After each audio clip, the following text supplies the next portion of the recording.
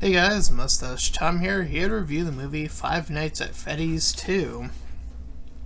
So, I've seen the trailer for this one, and obviously had seen the previous movie, and was not so surprised that this would get a follow-up as soon as the first one came out, as unconvincing and unsurprising that first movie even was.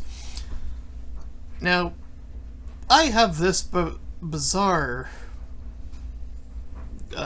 sensation, I suppose. I don't know what else to call it. I have the sense that this is creating almost a new subgenre within horror that gets people fascinated within the lore of any given horror movie, because that was a part of the original video games and the Let's Players who committed to those games, finding each little bit and piece of information, and the information becoming more and more drip-fed throughout each game. That seemed to be the order of operations within the context of the games, and the movie seemed to be following suit. At least, I think they are. I don't know. Again, I have never played these games, so I wouldn't know personally. So the movie begins with the narration, and this guy talking about, and it takes place in 1982. Now, I have heard some videos mentioning a bite of 82. Let's see, I know some of the lore, okay, despite never touching the games. But this wasn't very much that. Instead, we get a young girl who is very much affixed to the stage. Upon seeing another child get whisked away by one of the electronics, she heads backstage after trying to plead for help from all the adults who, for whatever reason, decide not to pay her any heed or mind or care whatsoever. So she heads back there on her own, proceeds to get the kid to safety, but in the process is stabbed in the back. Literally. She falls to the ground and falls through this trapped floor, and thus a marionette toy lifts up from center stage. This cuts into a sort of montage of news outlets and paper things, pretty much going over how everything fell apart. So, meanwhile, we cut to Abby, who is the daughter from the first movie, the younger sister, and we have our main character from the first movie returning once more. She is openly telling her story from the first movie to all these kids as they are preparing for Freddy Faz Fest, or whatever it was called. So she goes to this electronics class where they build robots, and she's not doing so hot in the class itself, so the teacher crosses her off the list of robot engineers to prep for this expose showing that they're prepping up for, which I guess is happening on the same day that this Fazbear Festival is also taking place. Meanwhile, our main character picks up a note about the murder that had gone on. So he's getting one step closer. But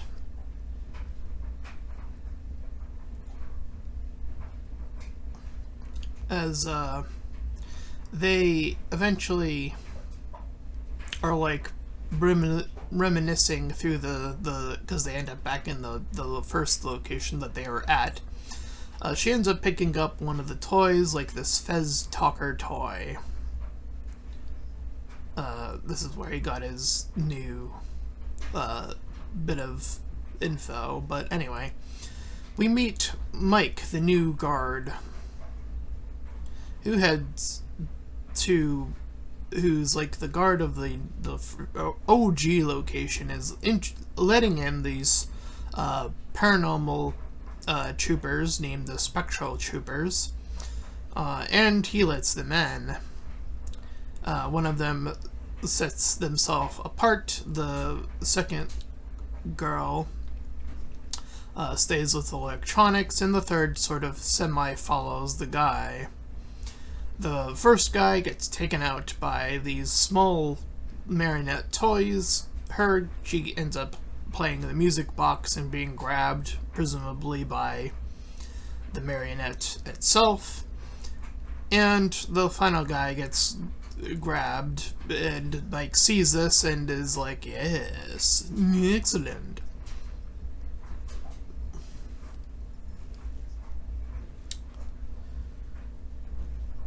So, their fates were pretty much all set and done. Not much character going on here. But I highly, again, it seems like lore for these people, the people that enjoyed the first movie, and I guess this one, care more about the lore rather than character building. And then, lore is supposed to help be the sprinkling, but, lack of character work here. Just saying. So anyways, the girlfriend, I guess I'll call her, since presumably it's like hinted throughout the movie, like him and her are dating or whatever, quote unquote. So she's hitting the gym, sees her father / Golden Freddy or whatever it is,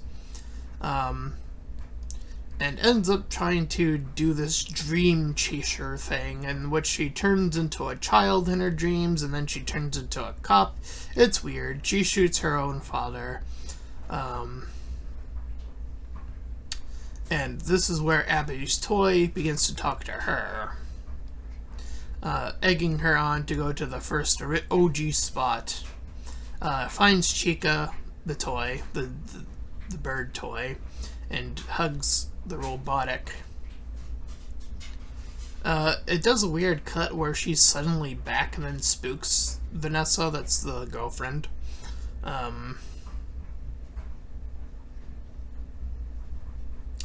And the main character guy messes up in trying to talk to her about saying that he wants to fix her. The way he said it was very demeaning. Then she heads off on her own, speaking to Charlotte, the girl from the opening, and then she's now possessed or whatever.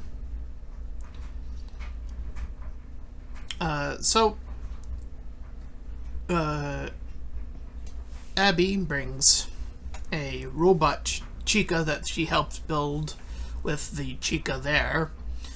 Brings it to the festival. The teacher clearly breaks it on purpose, and that causes a deep sense of frustration.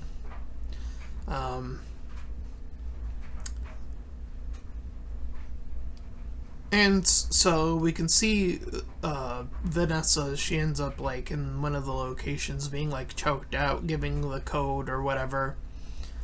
Or that will lead to something or other happening about a code that lets the spring traps get loose from their captivity. So they get a taxi lift. Meanwhile, Mike goes to the father of the original daughter, gets the music box that is her weakness, the MacGuffin of the movie, and heads out, going back to the location to try to find Abby. But Chica's already out and about, kills the teacher for Abby, I guess. And eventually he bumps into Vanessa. I don't remember how she gets out, but whatever. It's not like the movie cares about how that all pans out. He falls in the water. We get a brief glimpse of Balloon Boy. But the OG prototypes from the first movie, that are the ones that were possessed by the kids, the good kids, I guess they were, are woken up. He sees a Fazbear mask, the main character, ends up, this is a direct thing from the game, I think. When he puts it on, the electronics take you as one of theirs and, you know, flips around. That's like the bit from the game directly. But apparently one of them is immune to it or something. Foxy, I think it was.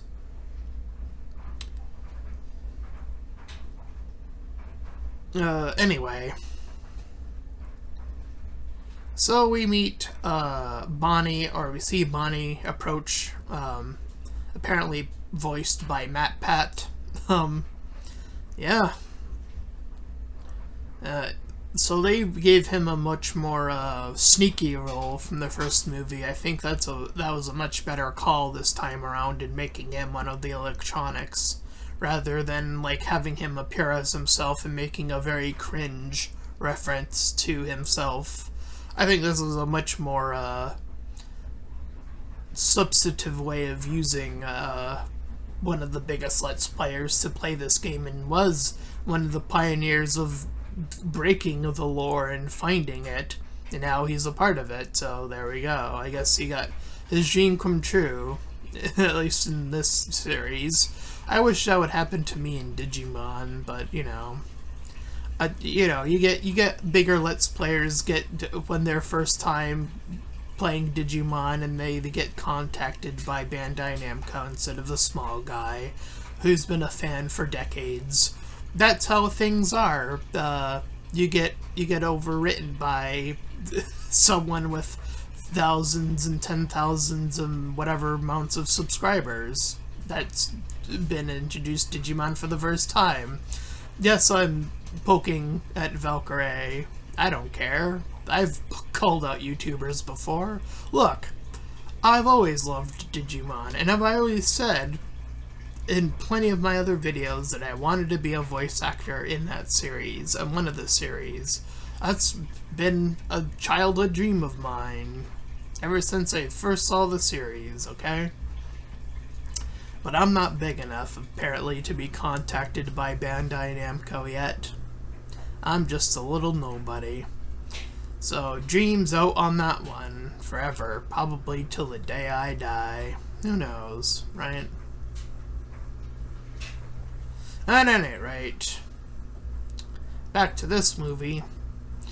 He disconnects the main character, the electronics, but they get, like, repossessed by something rather, the marionette, obviously, who burst out of Chica. She's the only one left, the marionette being that.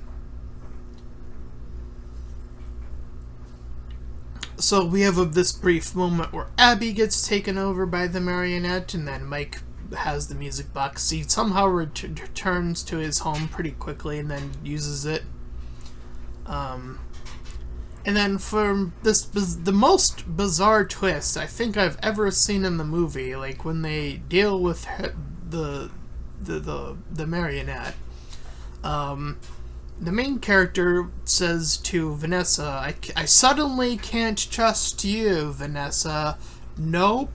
This comes out of completely nowhere, and I don't know what part of the lore made people cheer on for that, but she ends up being possessed or whatever the fuck by the marionette, and I guess that's to set up the third game / movie game. And I'm sure there probably will be, if this popped off as much as the first movie did to even allow this sequel. I'm sure they'll get their third one in due time. So yeah, that was Five Nights at Freddy's 2, and, yeah, it's not a series I'm particularly invested in, but hey, as I mentioned, people who were got to be a part of it, so, again, they got to have their dreams come true for them. In terms of movie criticism, it's not a great movie. Like I said, character work is dog shit. But hey, but again, I guess that doesn't matter to the people who do watch this. They're more, again, invested in the lore. Apparently, that's far more important than the bedrock of any character writing, I guess. So, you know, I can say whatever about this movie. It's fine. So that's my review of Five Nights at Freddy's 2. The writing's dog shit. It's your typical jump scares and cutaways, because it's PG or 13 or whatever, because can barely show the stuff. And don't get a lot of character work as per usual, but you get a lot of lore. Ooh. Yeah, anyway, that's my review for Five Nights at Freddy's 2. If you ended up enjoying it, then please feel free to like, comment, and subscribe. Also, make sure to check out those links in the description. One to my petition about small YouTubers, second to my PayPal, where you can help support me, my channel directly, and third to my Discord server. You can join collab shows, all that cool stuff for free. And until next time, everyone, bye-bye.